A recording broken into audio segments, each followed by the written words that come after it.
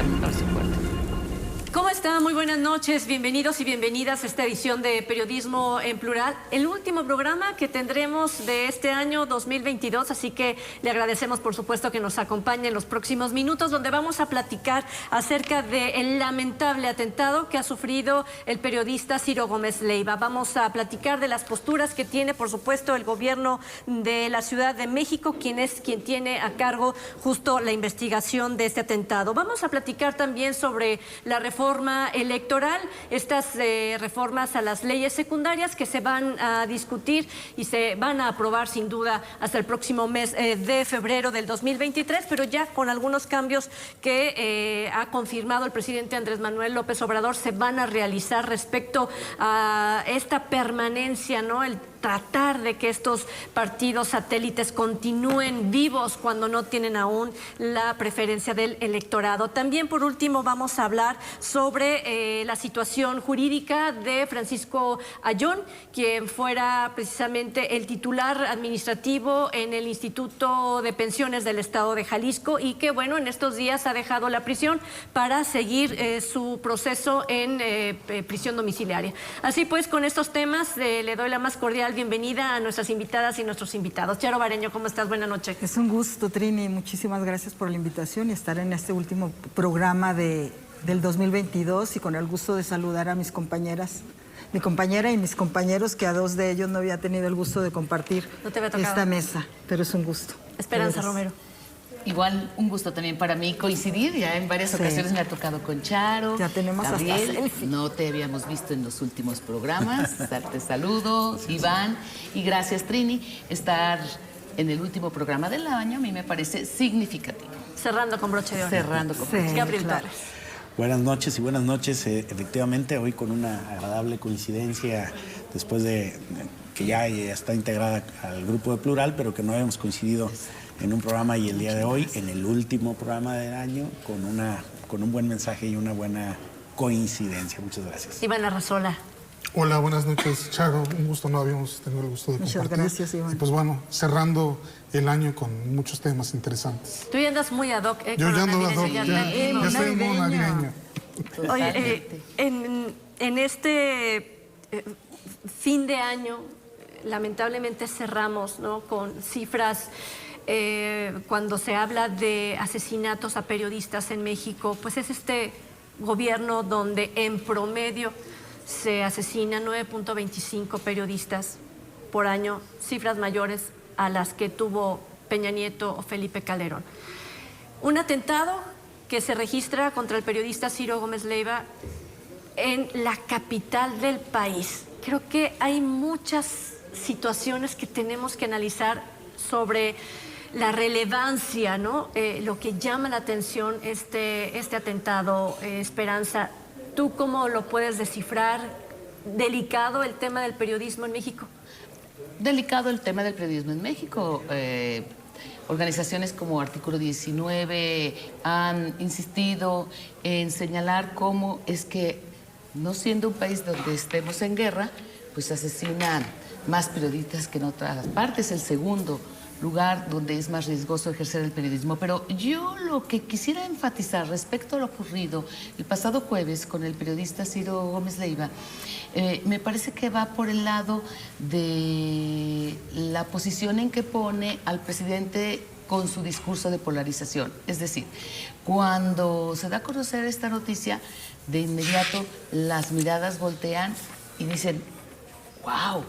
¡Qué fuerte! Y dice el presidente, a ver, el pueblo es un pueblo bien informado, con un buen nivel, y es el que juzga. Sin embargo, hay quienes a la primera, acostumbrados a cómo han ocurrido las situaciones también en el pasado en este país, pues te dicen, a ver, no ha sido empático y ha habido desde la mañanera un discurso de polarización, y yo creo que esto viene a dejar en una posición muy incómoda al presidente, y yo creo que debería de obligar a cambiar su discurso, porque él, cuando ya se refiere hoy con mayor detalle sobre lo ocurrido, primero expresando sus respetos al comunicador, señalando que hay diferencias notorias, pero hablando de que sería incapaz siempre su sistema, su gobierno, de atentar contra la vida, el punto es que la crítica está sobre cómo hay quienes han estado leyendo este mensaje de agresión, no a un comunicador en particular, sino al trabajo de los medios críticos, al trabajo de los medios que no son afables o que no son, digamos, como más dúctiles. A mí me parece que este gobierno de Andrés Manuel López Obrador ha hecho muchas cosas buenas, pero lo que yo le veo como malo y muy malo es el discurso de los buenos y los malos, los conservadores, los fifís, las etiquetas que desde la mañanera ha puesto el presidente. Pero de eso a la situación vivida con un comunicador, y a que aquí en México ejercer el periodismo es una actividad de alto riesgo, bueno, a mí me parece que ya hay sus asegúnes. Y comenzando por el punto, obligado está primero el gobierno de Claudia Sheinbaum de la ciudad a dar cuentas respecto al avance de las investigaciones, las pesquisas, y lo que habría que decir desde el lado del periodismo es que, independientemente de la forma de pensar, el respeto a la vida es lo que debería siempre de prevalecer. Y el presidente habla de dos hipótesis: o el crimen organizado o el que se haya dado una situación de algún asunto, pues algún asunto viejo que se pueda investigar. Se habla de la difusión de un material que tuvo él un par de días antes, no estoy segura si unas horas o 2 días antes, donde presuntamente un capo pudo haber estado detrás de este atentado. Pero de inmediato lo que podemos y debemos decir es que hay que garantizar el derecho a la libertad de expresión y al trabajo de nosotros los comunicadores, los periodistas, porque es defender a una sociedad que tiene derecho a diferentes puntos de vista, que tiene derecho a la información. Entonces, dos cosas ahí, ¿no? Esta relación que haces con el presidente, como si esto fuera a lo mejor un efecto de ese odio que se ha estado implantando respecto al quehacer periodístico. ¿Tú lo ves también así? Sí, Trini, te diría que no es un tema exclusivo de un orden de gobierno, ni siquiera de un país. Lo acabamos de ver en uno de las democracias aparentemente más consolidadas del mundo, en Estados Unidos. El presidente inmediato anterior, el señor Donald Trump, pues tenía una propensión, incluso diría ya al final, una costumbre de estar descalificando al periodista y a los periodistas que tenían una visión crítica con respecto a su gobierno. Lo acabamos de ver en el gigante de América Latina con el anterior presidente Jair Bolsonaro, que tenía también una actitud permanente de denuesto a cualquier periodista o medio de comunicación que fuera crítico al gobierno. Ya no te voy a decir de aquellos otros países donde no se practica la democracia, como Nicaragua, donde se han cerrado periódicos y medios y se han metido a la cárcel sin haber acusaciones ni órdenes de aprehensión a periodistas, o el caso de Venezuela. Pero aquí te cité 2 casos más el caso mexicano, en donde se replica, independientemente de si son de derecha o de izquierda, que yo creo que ese tema sale sobrando, si se dicen progresistas o conservadores, si se autonombran con esas etiquetas. No, yo creo que la ola autoritaria que responde desde el poder con beligerancia a la crítica que se hace desde el periodismo independiente, pues no es propia ni de la derecha, ni de la izquierda, ni de los liberales, ni de los conservadores, sino parece ser una moda en este momento, que también tiene sus réplicas importantes en Europa y que ahora lo estamos viendo. Yo creo que lo que tendríamos que preguntarnos es por qué está ocurriendo. Yo te diría, hay 2 factores, lo publico hoy en una columna que publico habitualmente los lunes. Hay 2 factores que a mí me parece que detonan la ira de los gobiernos. Cuando les hablas del tema de la corrupción, porque si algo tenemos en América Latina como un factor de común denominador es el tema de la corrupción, tú te metes en temas de la corrupción, inmediatamente viene respuesta. Y segundo, si hablas de los temas de la inseguridad relacionados con el crimen organizado. Es decir, ahí en esos 2 temas en específico hay respuesta de inmediato. ¿Y por qué? Porque son temas muy sensibles por la naturaleza misma de los componentes que conllevan estos problemas y de lo que hay detrás de esta problemática social. pues suele despertar discursos de odio que, reitero, ahorita estamos hablando del caso del presidente, pero ¿cuántos gobernadores no dan conferencias de prensa dedicadas a descalificar a las y los periodistas, a las y los comunicadores, a los medios de comunicación en genérico? Y ya no solamente eso, presidentes municipales de ayuntamientos importantes de los países que están adquiriendo escuela de esta ola autoritaria de descalificación, donde están acostumbrados a los monólogos. Es parte de esa influencia negativa, Trini, que han tenido las nuevas redes sociales, porque ya le hablan a YouTube, le hablan a Facebook, le hablan a Twitter, son monólogos, les molesta que un periodista los increpe, que un periodista los ataje, que un periodista les corrija o les dé datos distintos a los oficiales que ellos presentan en esos monólogos. Y es por eso que de repente también está esta como ola autoritaria tan de moda de descalificar a los medios y a los periodistas, y a partir de ello de generar un clima de odio, de resentimiento, de descalificación, que es el espacio propicio, la tierra fértil para sembrar la semilla del asesinato, de la persecución, de la demanda, de la criminalización, del ataque y del hostigamiento. Y además yo agregaría de la autocensura. Como consecuencia de todo, ¿no? Como consecuencia de todo eso, dice el presidente, nosotros no silenciamos a nadie. No los estás silenciando a lo mejor de manera directa, en el sentido de que estés llamando por teléfono y estés diciendo, ¿no? Como presidente de México, tú y tú y tú, no sé, ¿no? Pero ¿para qué necesita hacer esa llamada si con todo esto que pone sobre la mesa Gabriel se da, claro, una especie de autocensura? Porque habrá muchos periodistas, muchas, que quizás estén apaciguando un poquito sus investigaciones o su ritmo laboral, porque no tiene esa garantía de libertad de expresión. Puede suceder. Sí, lamentablemente. Y sucede. Lamentablemente, bueno, no sé si era para mí o para adelante. Lamentablemente así sucede. Y esto coincido con Gabriel, sobre todo no nomás es propio a nivel nacional, es propio de los estados, de los municipios, donde no han entendido lamentablemente el ejercicio periodístico, donde te pueden decir sin comentarios, te pueden decir un montón de cosas, pero ya con nombre y apellido a un medio de comunicación, a un periodista, que se le satanice, se le estigmatice, y que la gente común que nos lee, que nos ve, que nos escucha, que también caiga en eso de que somos periodistas corruptos, que somos periodistas vendidos, que ya un medio de comunicación, porque criticó o hizo una investigación con fundamentada, sólida, de cualquier tema, se le esté satanizando, se le esté estigmatizando. Se me hace muy lamentable, muy delicado el atentado contra Ciro Gómez Leiva, un periodista nacional, un periodista que ha criticado el ejercicio del actual presidente de la República. Sin embargo, el presidente también ha señalado: si no estás conmigo, eres un hipócrita, eres un vendido, eres un corrupto.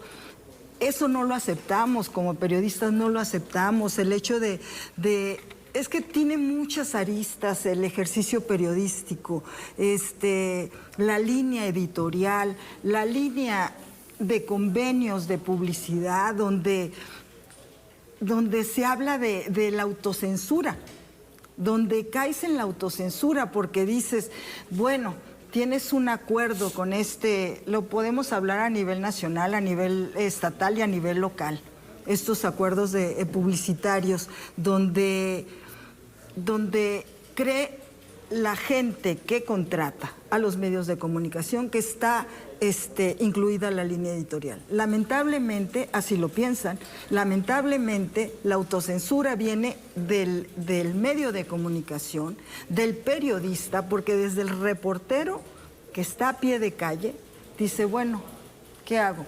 ¿No me van a publicar? Pues no lo manejo. Lamentablemente estamos cayendo en una serie de situaciones debido a esta polarización que no nomás es a nivel nacional, lo dijo Gabriel, lo dijo Esperanza, no nomás es a nivel nacional, es a nivel estatal, a nivel municipal, a nivel nacional, o sea... ¿No han visto, y les pregunto, voy contigo, de hecho, Iván, que este atentado tiene un matiz diferente en el sentido de que justo esa violencia, esos atentados o esta falta de seguridad que tiene el ejercicio periodístico al interior del país, en municipios mucho más estrechos, mucho más chiquitos, por llamarle de algún modo, en cuanto a la geografía, en cuanto a la población, son justo donde han asesinado a periodistas, y no en grandes ciudades y menos en la capital del país. Cuando esto trasciende precisamente esas dimensiones, nos estaría ya teniendo, como dijo Esperanza, marcando ya una nueva pauta y decirle, o sea, que el presidente del país entienda que ya no puede con ese discurso, porque de por sí ya no podemos, ¿no?, en el ejercicio periodístico, con todas las amenazas, y me refiero principalmente a aquellas en Sonora, en Chihuahua, ¿no?, en esta parte al norte del país donde más se han sufrido los atentados contra periodistas. Bien, bueno, me parece que aquí, aunque quisiéramos que el presidente hablara o parara, abordara de forma diferente el problema, no lo podemos hacer. Precisamente en la mañanera de hoy hablaba de que, bueno, López Dóriga, Denise Merker, el propio Ciro Gómez Leiva son voceros del conservadurismo. Y bueno, hablaba de que había que descartar, la única hipótesis que se tenía que descartar es que el gobierno de Andrés Manuel López Obrador quisiera haber atentado contra la vida de Ciro Gómez Leiva. Pero me parece que este discurso, precisamente, el presidente se pone un saco y tratando precisamente de aprovechar esta coyuntura para decir, bueno, sí, qué bueno que no lo asesinaron, pero aún así no deja de ser esto, el otro y aquello. Entonces, evidentemente, usa este caso para seguir polarizando, ¿no?, en lugar de, digamos, tratar de calmar las aguas y de decir, bueno, es momento de que nos comencemos a hablar de otra manera. A mí me parece que con el caso de Ciro Gómez Leiva vemos la punta del iceberg, porque precisamente lo que aquí bien se ha expuesto es, bueno, él viajaba en una camioneta blindada, lo cual pues es un privilegio que ciertamente muchos periodistas, los 37 que han muerto a lo largo del sexenio de Andrés Manuel López Obrador, no tuvieron esa oportunidad. A muchos los asesinaron en su casa, yendo a dejar a sus hijos a la escuela. Este caso, están todos los reflectores encima por la personalidad de la que se trata, pero me parece que esto es desviar la atención del punto fundamental, y es cómo el periodismo en este país se encuentra en un estado de debilidad evidente, y ya se lo dijo en algún momento el Parlamento Europeo también, y frases que utilizó el presidente Andrés Manuel López Obrador es de que nosotros no somos una colonia, no nos van a decir qué hacer. Entonces, me parece que ahí, y bueno, por último, dice, bueno, dicen que no estigmatice, pero vean lo que estas personas han representado. Entonces, ese discurso de seguir atizando y tirándole a estos periodistas tan, pues vamos a decirlo así, tan importantes a nivel nacional, no es otra cosa que seguir, digamos, echando fuego a una cuestión que me parece de forma muy irresponsable debería de parar, pero no lo va a hacer definitivamente de aquí hasta que termine el sexenio. Yo les platicaba antes de entrar a este espacio que había personas que podían asegurar y argumentar que fue un autoatentado para atacar la administración de la 4T, porque son estos periodistas, ¿no?, conservadores, etcétera, etcétera, cuando ni siquiera el presidente de la República ha insinuado que se trate de un autoatentado. Creo que los seguidores de la 4T deberían de ser mucho más sigilosos al momento de emitir un comentario. Y quienes emitieron el comentario eran personas, líderes de opinión, que creo que deberían de tener más cuidado en replicar justo esos mensajes de odio, Gabriel. Es que está tan polarizado el asunto. Dejando al presidente de lado, ¿no? Un tema, un dogma de fe ya. Ya no estamos discutiendo razones, estamos discutiendo estados de ánimo. O sea, los que están a favor de una manera y los que están en contra de otra manera. Y el problema es que ya no vemos los grises acá, los tonos intermedios que hay entre el blanco y el negro, y eso nos está llevando a que este tipo de asuntos que mandan una señal importante a la sociedad, al gobierno, a las autoridades, a la sociedad civil organizada, de que necesitamos un espacio de reconciliación, de prudencia, de mesura, de entendimiento, y que estos mensajes tan duros sean motivo para seguir alentando el discurso de odio, de polarización, de descalificación, pues es verdaderamente una señal muy negativa, muy preocupante, porque entonces todos los asuntos se circunscriben a estar a favor o estar en contra de alguien y no al entendimiento mismo de la circunstancia y de las razones que motivan esa circunstancia. ¿Cómo pinta el 2023? Yo creo que con esto ocurrido con el comunicador, que hay que dar un dato importante, es de los que tiene más exposición mediática, televisión, radio, tiene altos niveles de rating, Columna. de audiencia, Sí. Además columna de opinión, y que decía Iván, no es lo común, es un privilegio andar en un vehículo blindado.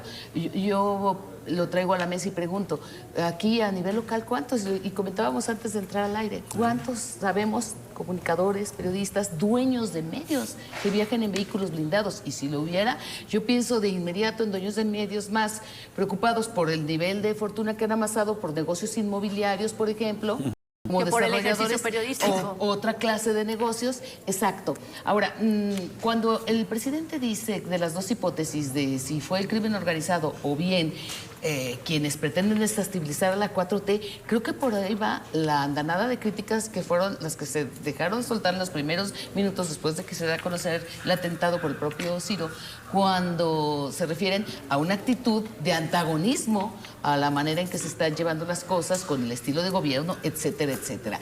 Yo decía, muy en lo personal, a mí me parece que este gobierno federal ha hecho cosas buenas y unas muy buenas, pero a mí de lo malo y muy malo que veo es la manera en que se dirige desde las mañaneras y en particular hacia el gremio periodístico en lo general. Pero también debo decirlo del otro lado, de los compañeros representantes de los medios que nos dejan muy mal parados en la mañanera. O sea, la manera en que se conducen, la manera en que cuestionan, pues a mí me parece que no dan muestras de un periodismo de lo mejor o de primera. Pero la hasta mayoría pareciera de los- que van como para, Pero en son calidad de influencers, voceros, son de- en calidad La de... mayoría de los que van ahí, no todos, porque ahí ha ido Jorge Ramos, ahí hay otros, ¿no? Sí, no podemos generalizar. Pero sí hay unos que ahí que representan medios que no son medios. Es decir, sitios digitales que tienen una clara afiliación política y que solo presentan el vaso de agua medio vacío siempre. Y que propiamente total. eso es la suplantación del periodismo. Y muy a modo. Se A mí dicen eso periodistas, pero no lo son. A mí me parece No. penoso el papel que hacen Penoso. como entre comillas, periodistas.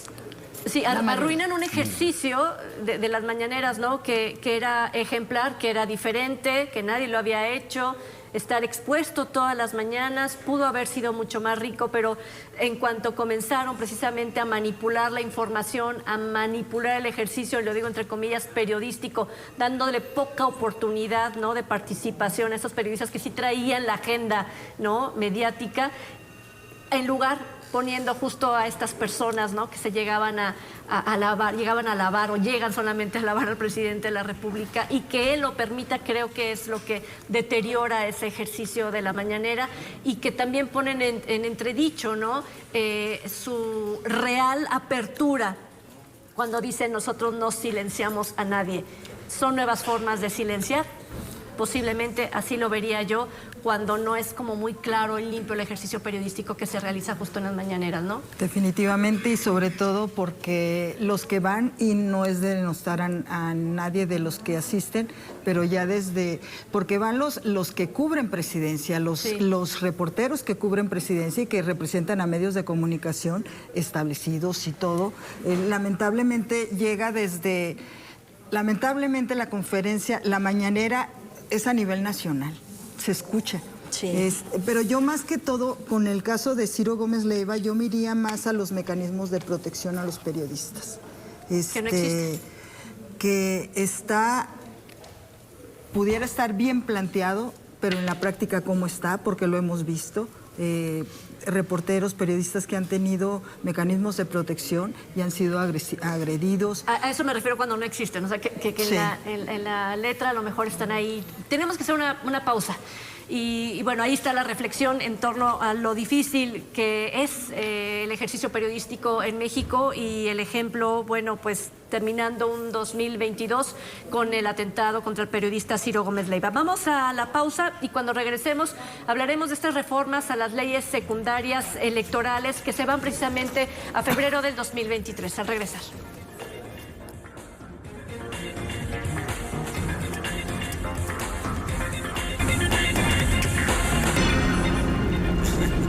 Bueno, ya estamos de regreso para comentarle que Ricardo Monreal, quien es el presidente de la Junta de Coordinación Política en el Senado de nuestro país, bueno, ha dicho ya que estas reformas a las leyes secundarias electorales se van hasta febrero del próximo año, hasta el 2023. Inconstitucionalidad, muchos hablan que esta reforma se va a resolver justo en la Suprema Corte de Justicia de la Nación, no solamente en febrero del 2023, sino que todavía le resta mucho tiempo a estas reformas, Iván. Puede ser, digamos que sería el último tramo, ¿no? Si se declara inconstitucional esta reforma. Para esto se requiere que por lo menos 8 magistrados, 8 ministros de la Corte la declaren inconstitucional. No sé en estas condiciones, como están los equilibrios en la Corte, si ya mucho de lo que se propuso va a quedar, ¿no? No es sencillo lograr 8 votos en estos momentos, pero digamos que ese sería el tramo final. ¿Qué fue ahí lo que ocurrió con esta aprobación del Plan B? Pues por una parte, pues un asunto que generaba mucha expectativa y era el voto del coordinador de la bancada de Morena en el Senado, Ricardo Monreal, ¿no? Que al final, pues bueno, en un acto que él quiere pintar como heroico, dice: yo voto en contra de esta reforma porque está en contra de la Constitución, ¿no? Entonces le aplaude, por ejemplo, Movimiento Ciudadano, dicen: este es un ejemplo de un opositor. Y por otro lado, pues también se elimina esta cláusula de vida eterna, ¿no? De los partidos pequeños, que pues aceptaba la transferencia de votos cuando había estos convenios de coalición. Y pues bueno, el coordinador del Partido Verde dice: la retiramos porque no queremos que la oposición nos divida, no estamos bien con el presidente. Entonces hay ahí un poco de espectáculo. ¿Y por qué regresa a la Cámara de Diputados? Pues precisamente pues, estas adecuaciones que se le tienen que hacer. Pero me parece que en el Plan B como tal, como se presenta, hay cuestiones importantes que son cambios de fondo. De entrada me parece que se debilita al INE al quitar pues esta estructura de 300 distritos y ahora pasamos a 260 distritos que van a funcionar de manera temporal, aparte con un recorte importante de personal, de servicio profesional de carrera. Esta cuestión de que permitir, por ejemplo, que los servidores públicos ya no se les sancione por el tema de estar haciendo campaña, ¿no? Campaña, ¿no? Ahora sí, desde los puestos de gobierno van a poder hacer campaña libremente. Entonces, me parece que en parte el objetivo se cumple. Este Plan B que se anuncia como una medida para ahorrarse 3.500 millones de pesos y con esto, dice el presidente de la República, tener una democracia mucho más barata. En realidad me parece que es una propuesta para que el partido en el gobierno pueda hacer uso de la promoción personal, pueda hacer uso de los recursos públicos sin que puedan ser sancionados por las autoridades electorales. Eso me parece que es lo preocupante que se ve en esta reforma electoral y pues bueno, ya veremos en febrero que este tema se retome, si se ratifica, que me parece que eso es lo que va a terminar, ¿no? Pasando, pero ya veremos. Es la antesala a una elección de Estado para el 2024. Muy probablemente, yo lo veo así. ¿Tú lo ves igual?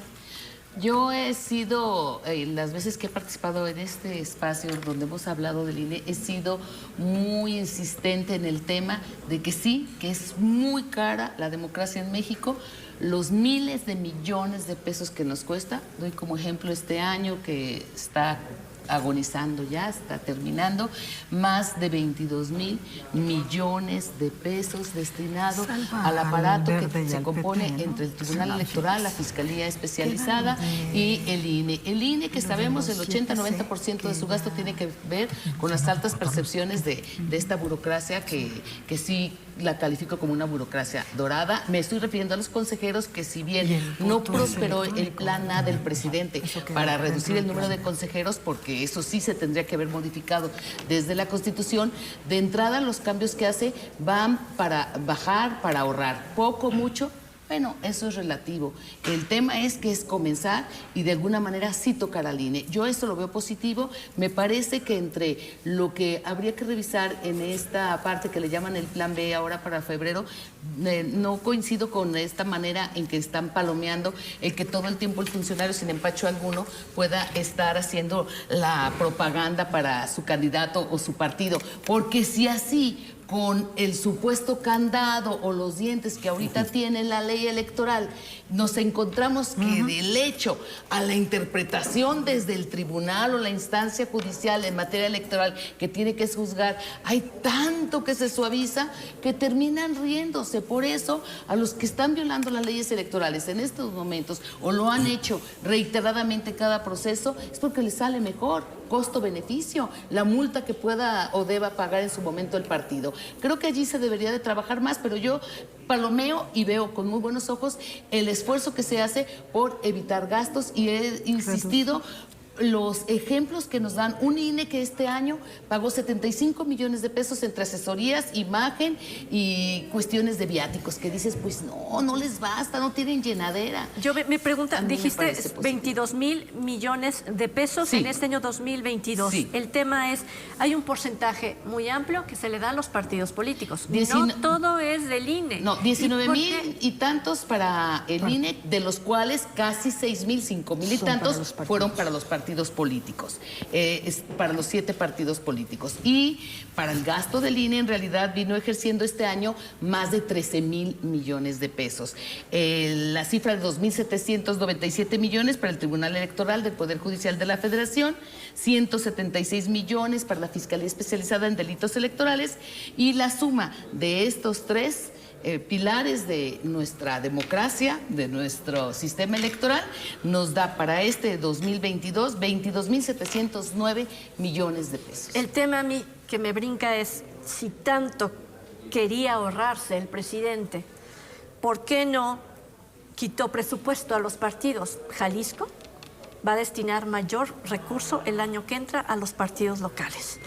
¿Por qué no esto de quitar las coaliciones para seguir, para conservar estos partidos satélites, ¿no? Que también les cuesta mucho dinero? Ahí se pudo haber ahorrado. ¿Por qué no decidieron ya quitar a los pluris y se está inventando una cosa que todavía no termina de entenderse? ¿Por qué no se fue directo a los partidos políticos que también sangran al país? Bueno, yo creo que ese debate de que si los partidos deben de recibir el financiamiento público que hoy reciben, me parece que es un tema relevante, que se ha venido discutiendo. Ha habido una preocupación, creo que en las últimas, ya no en este plan B, sino en las últimas 3 reformas electorales que han ocurrido en México, el tema del financiamiento público a los partidos ha sido un tema de preocupación, de agravio social para algunos. Pero también es cierto que el grueso del financiamiento de las campañas y de esa cantidad de cosas que se regala durante las campañas no es ni siquiera financiamiento público, es financiamiento privado de origen, además no muy claro. Es decir, a mí me preocupa todavía más eso. Y te diría que lo que a mí me preocupa de esta reforma, coincidiendo con Esperanza en el tema de que efectivamente tenemos un sistema electoral caro y que podríamos hacer, que se deben hacer ajustes como se han hecho en todo, se ha hecho en el sistema educativo, se ha hecho en el sector salud, no veo por qué sería intocable el sector electoral, ¿no? El ámbito electoral, sí, claro. Por el final es un órgano constitucionalmente autónomo, tiene una facultad establecida por la Constitución de renovar las autoridades del país a través de procesos democráticos, y yo creo que efectivamente ahí puede haber ajustes. No obstante, tirar al bote de la basura un servicio profesional electoral de poco más de 2 décadas, que ha venido profesionalizando, es decir, haciendo que haya gente dedicada a la función electoral, que llegó por méritos, por concurso de oposición, que se evalúan, que se actualizan y que tenían un servicio profesional como en alguna vez se tuvo en la Secretaría de Relaciones Exteriores y como todavía se tiene en el Ejército Mexicano. A ver, profesionalizar la carrera dentro de una institución pública, yo creo que es la mejor manera de evitar el sistema de botín. Esto es que al cambio de gobierno alguien llegue y ponga todos los suyos y corra a todos los demás sin ponerse a verificar los méritos, las competencias, las trayectorias o incluso el desempeño. Entonces yo creo que tirar el servicio profesional electoral fue un error del plan B. Otro error es quitarle dientes a la autoridad electoral, porque hoy Morena es gobierno, pero el poder no se lo queda a nadie para siempre. Exacto. Es decir, que hoy el órgano electoral encargado de sancionar los procesos electorales no tenga la facultad de sancionar a quienes violentan la ley, transgreden los límites establecidos, pues es una manera de motivar la anomia. Si no hay castigo, si no hay capacidad de establecer sanciones, no hay tampoco manera de inhibir las malas conductas. Ya lo decíamos aquí lo decía y lo reconoce Esperanza, si ahorita con las facultades actuales de todos se brincan todas las trancas y se pasan todas las cercas, ahora quítale la facultad sancionadora al instituto, pues va a ser todavía peor. Si algo observamos durante el desarrollo de los procesos electorales es una cantidad de irregularidades tremendas, específicamente en el gasto de los partidos políticos, que la ley dice una cosa y en la realidad ocurre otra. Yo creo que además hay 1.600 reservas, Trini, 1.600 reservas establecidas en el proceso legislativo. Y si algo, sí hay jurisprudencia, es decir, hay criterios en el pasado por los cuales la Corte se tiene que observar, es que el proceso mediante el cual aprueban el Plan B en la Cámara de Diputados es un proceso plagado de inconsistencias, no reunió ni los términos, ni se dio el debate, ni se cumplieron los plazos, ni se cumplieron los procedimientos. Entonces, yo coincido con Arrazola en que tal vez la ley en lo general no creo que se declare inconstitucional, pero sí el procedimiento, sí se le puede pedir al Congreso que reponga el procedimiento, que hable del debate, que extienda el proceso legislativo en los términos que la ley establece. Es que no es solamente tener los números, una mayoría no te da el derecho de violar la ley orgánica del Poder Legislativo, que establece cómo es el procedimiento para modificar una ley que no se siguió. Y además, pensemos que ya al irse a febrero ya es una mala noticia, porque el año que viene es un año preelectoral. Estamos a nada de empezar las elecciones, vendrán amparos porque hay gente en el instituto que ya tiene derechos adquiridos, que no vas a tirar a la calle porque se aprobó un reglamento y no se tuerce la realidad. La gente que trabaja y que tiene años trabajando tiene derechos. No, pero además estamos ya, el 23 es un año preelectoral, me refiero rumbo al 24. O sea, las precampañas que ya están reguladas inician en octubre. Estos amparos y llevar todo el caso a la Suprema Corte, etcétera, etcétera, solamente, por eso decíamos, ¿no? Desde hace tiempo, no es el momento, porque lo único que va a hacer es ponerle piedritas al camino. Yo creo que va a ser muy poco probable que esto se pueda aplicar en los términos que se aprobó. A lo mejor algunas cosas sí, pero todo no, porque hay derechos adquiridos. O sea, no es una ley. En febrero van a ponerse a despedir a los vocales distritales de las 300 juntas que tiene el Servicio Profesional Electoral sin que haya amparos, sin que se concedan litigios por despidos injustificados laborales. ¿Y quién va a pagar eso? ¿No? ¿Quién va a pagar eso? A lo mejor sale más caro el caldo que las albóndigas. Tienen 6 meses para implementar todos estos cambios, entonces no sé si puedan hacerlo en febrero y de ahí que corran los ¿Y si no, ¿qué va a pasar? Y se aprueba en febrero y no necesariamente se publica en febrero, No. Aguas. La ley no está en vigor hasta que se publique. Y lo hemos visto con otros sistemas, con el sistema de justicia penal también, cuánto nos tardamos. Lo vimos con otro que también tuvo una reestructura. Yo sí veo el logro que ha tenido, o sea, de lo que teníamos antes con el Instituto Federal Electoral a lo que estamos ahora, cómo nació el Instituto Nacional Electoral. Yo creo que fue un gran logro para los mexicanos. Hay gente muy preparada, hay gente especializada en materia electoral. Estoy a favor de esta reducción en materia, o sea, de todo lo que se gasta. Es un sistema electoral caro, coincido con mis compañeros. Sin embargo, también, o sea, lo del proceso que tú dices, yo coincido también con Gabriel en el sentido de que pudiera estar difícil llegar a la Suprema Corte, y aún aunque llegara a la Suprema Corte, el presidente todavía tiene ministros, si se pudiera decir así, afines, aunque le han dado la vuelta en algunos temas, pero va a depender mucho de los partidos de oposición, de lograr esto, de que llegue a la Suprema Corte y de cómo se apruebe dentro de la Cámara de Diputados, porque se va a regresar a la Cámara de origen, que es la Cámara de Diputados, este plan B del presidente. Sin embargo, también hay que ver, o sea, este plan B tiene cosas buenas, se pudiera decir, en materia de reducción. En otras, como por ejemplo de estar haciendo propaganda desde el servicio público, los funcionarios, o sea, pues a nadie le parece. ¿Y quién lo va a pagar? La ciudadanía. Nosotros pagamos. Pagamos impuestos a eso me refiero. y pagamos. ¿Quién va a pagar todo esto si no funciona? Y no solamente en cuestión de recursos, ¿no? Sino quién va a pagar un proceso que a lo mejor no me satisfaga a mí como ciudadano o ciudadana en el 2024. Me refiero a toda una estructura electoral donde yo pueda ejercer mi derecho al voto, que a lo mejor hasta eso se puede haber vulnerado por la falta de un buen entendimiento de una ley que no tiene ni pies ni cabeza, ¿no? Y que pudiera estar metida en amparos, en procesos judiciales, porque es En lo inconstitucional. legislativo, simplemente. Quien lo va a terminar pagando va a ser el propio proceso democrático, la ciudadanía, que nos podemos meter en un terreno de alta incertidumbre, de no sabemos en esas condiciones cómo se van a generar los procesos. Estoy en desacuerdo con esta parte de, a ver, sí, recortemos recursos, pero hay que recordar que el INE no únicamente organiza elecciones, el INE también fiscaliza, el INE se encarga de hacer una credencial de elector, que es una identificación oficial, tiene que monitorear medios. Entonces, si le vamos a entrar de lleno al tema, pues entonces hagamos diferentes instituciones que se encarguen de las diferentes funciones que tiene un sistema electoral, porque me parece que en este tema en específico al perro más flaco se le cargan las pulgas, ¿no? Y me parece que tenemos que verlo también con toda la amplitud de lo que hace un instituto como el INE. Y de repente digo, en abril se van los consejeros que tanto odia Andrés Manuel López Obrador. Que son dos, Se van ganando O sea, si lo hubieras que con dos hagan, y porque se ya no fue le contra puedes todo. quitar el ingreso. Entonces, ¿por qué tanto discurso en contra ¿Quién de es? estas dos personas, sobre Morayán. todo, cuando ya no puede hacer absolutamente nada en contra de ellos? Se van con lo que ganan. Íntegro. Y el punto, Y no pasa nada Lili, con es ellos. que los que se quedan también van a seguir ganando muy bien.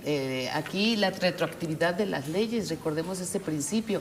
El tema es que demostraron desde un principio, recordemos quiénes fueron en la burocracia federal, los primeros en ampararse cuando el presidente saca esa ley que nadie puede ganar más que él.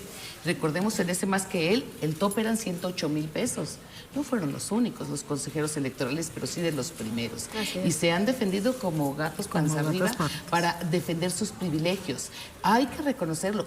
Privilegios. A mí me parece muy positivo y muy sano que les quiten este despilfarro, este gasto tan ofensivo, el de los seguros de gastos médicos mayores que ellos y sus familiares tienen. A mí me parece que El asunto es que se van y no lo resolviste. por ejemplo, de la estructura que está siendo más afectada, entre comillas, cuando dicen quiénes se ampararán, a quien el derecho le ampare, pues tendrá que seguir la vía y que se les cuiden sus derechos, sobre todo a los trabajadores. Pero el área de capacitación, hay quienes conocen a fondo la operación del INE, te dicen, hay duplicidad de funciones.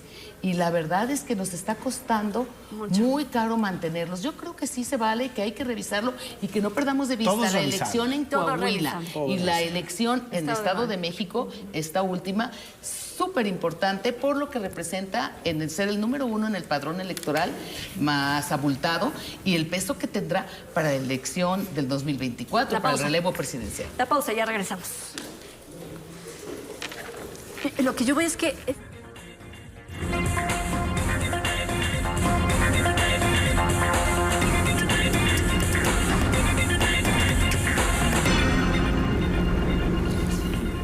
Bueno, pues estamos ya de regreso y vamos a un tema de nuestra localidad.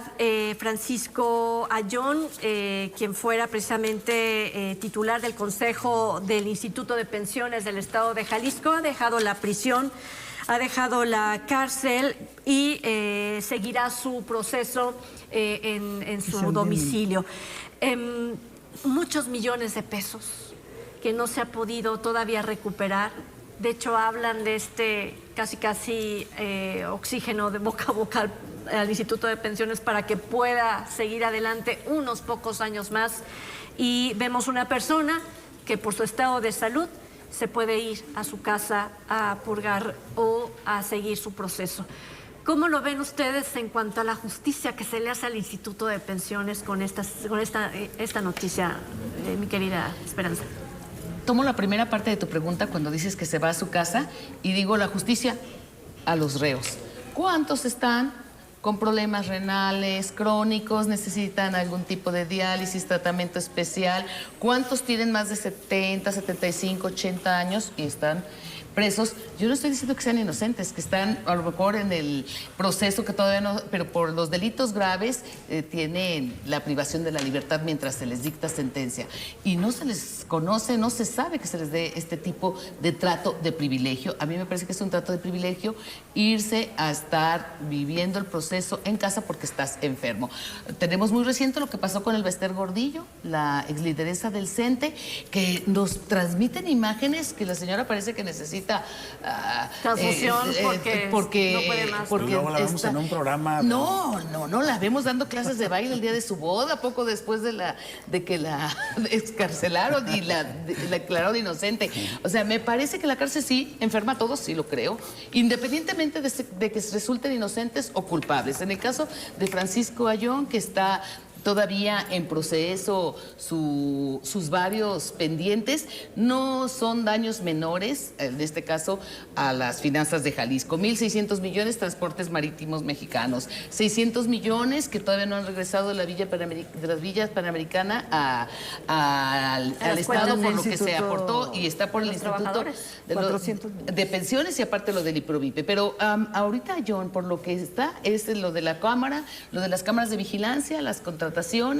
Hay otros implicados del mismo cuerpo de pensiones del Estado, que algunos están también ya en el caso de una empleada, una mujer por asunto de género que está llevando el asunto, digamos, en prisión domiciliaria. Pero yo quiero insistir, cuando te dicen las autoridades estatales que la ley de sentencias, una ley especial para ejecutoria de penas, te contempla ciertos permisos, ciertas licencias que el juez valora y otorga cuando la persona tiene avanzada de edad, cuando la persona tiene un deterioro de su salud que ponga en riesgo su vida, como es el caso, según escuché a Pérez Juárez, el responsable del Ejecutivo en el tema carcelario, que dice subió de peso, tenía problemas de sobrepeso, subió aún más estos meses que ha estado bajo las rejas y resulta que los médicos recomiendan que mejor sea atendido en casa. El tema es que sean parejos y que la justicia no sea selectiva. Eso es lo primero. Y por lo demás, pues ojalá y que avancen de manera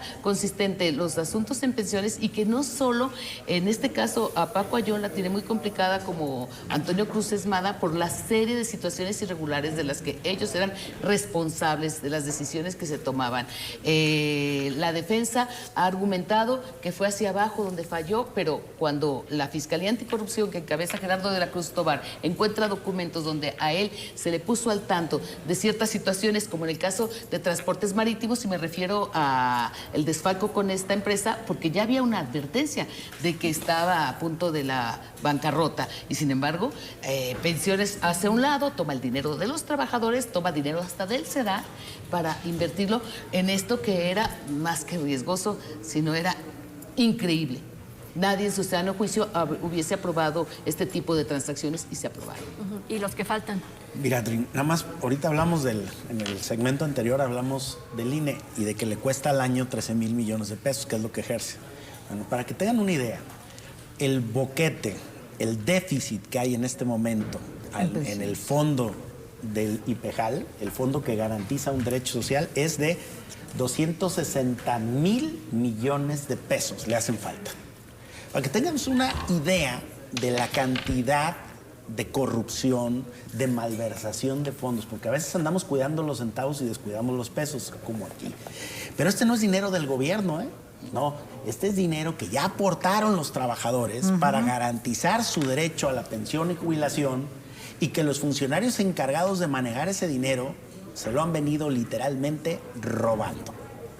negocio de la caja chica. Lo curioso aquí, que ahora que ya argumentaste, estoy de acuerdo contigo en el tema de la justicia selectiva, es que esto inició en la reforma de 2009 y los únicos sancionados hasta ahora son del sexenio pasado. ¿Qué pasó con toda la gente del periodo de Emilio González, de todos los exdirectores de IPEJAL que invirtieron en Chapultepec, que hicieron las villas panamericanas, que hicieron todas esas inversiones fallidas que son quebrantos al erario público y que en esos casos no hay investigación alguna? ¿Y qué pasa con los 4 años de esta administración que también le han sacado dinero al dinero de los pensionados? Es tan burdo que incluso utilizaron dinero del fondo de pensiones para hacer una obra pública en la ciudad laboral. Es la primera vez que sacan dinero de los trabajadores para hacer un compromiso del gobierno con dinero de los trabajadores. Es que el fondo del IPEJAL no es una extensión del presupuesto público fiscal del estado de Jalisco. Y eso es lo que está mal. Y está mal porque le perdimos los controles. Ya no hay controles en el IPEJAL. Eso ocurrió en el sexenio pasado, pero a lo mejor el próximo sexenio lo va a detectar en este sexenio y ya dejamos impune el origen, que fue 2009, la reforma del 2009 en el periodo de Emilio González Márquez, cuando inició el saqueo, un saqueo que asciende hoy a 260,000 millones de pesos y que pone en riesgo, Trini, imagínate lo terrible que es que los trabajadores que todo el tiempo han visto en su cheque descontado una cantidad para su fondo de pensiones y están por acceder a la pensión, hoy no tengan la certidumbre de que el instituto que financiaron por 30 años de trabajo hoy se pueda sostener, porque hay unos tipos que simple y sencillamente utilizaron mal sus aportaciones de manera corrupta y cómplice y echaron a perder un fondo que garantiza un derecho social. Para decirlo en términos llanos, estamos frente a una especie de fobaproa local, a un gran fraude cometido desde la autoridad a los trabajadores de Jalisco y al dinero que ellos aportaron. Así como el Fobaproa fue un fraude a quienes ahorraron su dinero, lo tenían en el banco y ya los bancos no se los podían regresar, hoy es un fraude a los trabajadores que ahorraron para una pensión y que hoy esa pensión probablemente no se las puedan dar. Ya no les dan préstamos, ya no les dan servicios médicos porque no hay dinero, porque el fondo está en quiebra por corrupción. De hecho, aquí tuvimos información de estos señores que tienen lujo de pensiones, más de 100,000 pesos mensuales, VIP, ¿no? Estas pensiones VIP. Pensiones doradas. Entonces, la cuestión de esta justicia selectiva, ¿no? O de privilegios, y además aquellos que reciben grandes pensiones mensuales puntuales y que ponen en riesgo las pensiones de los demás. Y otros que ni siquiera cumplieron con los años y ya se pensionaron. Sí, que resulta que empezaron a trabajar a los 7 o a los 8 años. Que una empresa muy amablemente depositó 3 millones, el caso de Chema Martínez, el coordinador de los diputados de Morena, una empresa que paga lo que él dejó de percibir. Yo no sé, supongo que la empresa le debía a él, no sé cómo estuvo la triangulación, pero el detalle es que estaba bajo investigación las irregularidades, que te enteras de que son varios casos de quienes se pensionaron en una manera ofensiva, 70, 80, 90, 100,000 pesos, dicen, el derecho, pero que no estuvieron trabajando, que no te acreditaron haber estado tantos años como un trabajador lo debe de hacer para tener esas pensiones doradas. ¿Y dónde están los responsables de esas irregularidades? Este mes de diciembre se cumple un año de que un juez del Tribunal de Justicia Administrativa ya quitó los candados, se negoció, se aceptó y se le dio el permiso de habitabilidad para las villas panamericanas. Ya se van a poder comercializar, ya van a poder escriturar, etcétera.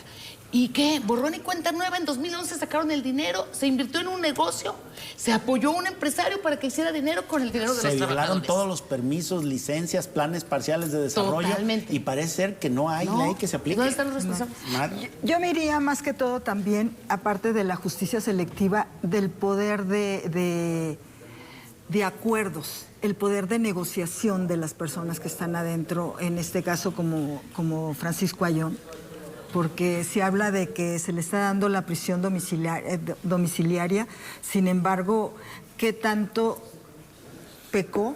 No pecó, ¿no? Si tanto pesó su enfermedad, diabetes, trae un cuadro no sé qué, no tan delicado como tanto se ha estado manejando, que todavía puede ser, pues estar en esta prisión, no en su casa, como cualquiera o varios lo pudieran estar teniendo.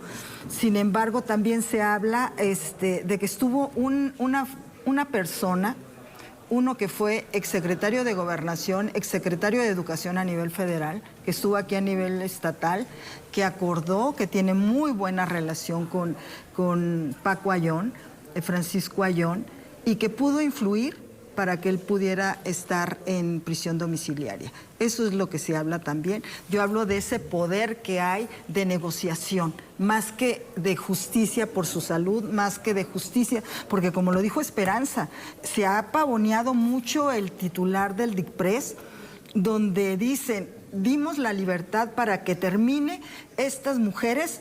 Yo lo acabo de, hace como 3 meses, lo publiqué de hecho, de 2 mujeres en fase terminal de cáncer, que terminaron sus días en su casa, pero así pavoneándose. Otro caso fue de, no me acuerdo, de una comunidad, una persona indígena, que también fue un caso de un delito mayor y también le dieron ese privilegio, se pudiera decir. Pero también tocaste un tema, las pensiones doradas, las pensiones de personas, un exgobernador. Que trabaja, que tiene notaría, que tienen ingresos. Magistrados. Exsenadores. Pensionado con el sueldo hay de uno que senador. tiene, yo creo que la más alta, más de 200,000 o más, por ahí va. La pensión, porque las de 100,000 yo creo que son las poquitas. Pesos mensuales. Pero hay una así. Ofensiva, sin duda. Nos tenemos que ir. Que fueron los principales, perdón, así rapidito, que se ampararon para que no se les quitara. Claro, ¿quién paga? ¿Quién tiene con qué también ampararse, no? Perdón. Mi querido Iván, pues nos tenemos que despedir. ¿Qué pinta para el 2023? Esperemos que es un año mejor que este, definitivamente. Bueno, pero ¿por qué se ríen? Pero hay que tener esperanza, ¿no? Hay que tener esperanza. Yo sigo en sí, honor a mi nombre. Exactamente, esperanza, Romero. Dicen que años nones llenos de dones. Así es de que me gusta la frase. Y aquí Positivos nos- para 2023. Gracias. Y aquí nos vemos el Prima. próximo año, Gracias. Esperanza. Muchísimas gracias. Charo Bareño. Muchísimas gracias. Pues yo también, mucha fe en que tengamos mejor año en todos los aspectos. Así es, sin duda. Bueno, pues, Gabriel. Muchas gracias y sobre todo darle las gracias a la audiencia que durante todo este año ha resistido los sesudos análisis de esta mesa, pero sobre todo que nos ha permitido llegar hasta su casa para presentarles estos puntos de vista. Yo les agradezco a todos, a todas, a nuestros compañeros que hoy no están en esta mesa, pero que sin duda nos han acompañado durante todo el año. A ustedes, sobre todo, por habernos acompañado desde las 11 hasta las 12 de la noche todos los lunes. El próximo 2023 le esperamos como siempre. Gracias.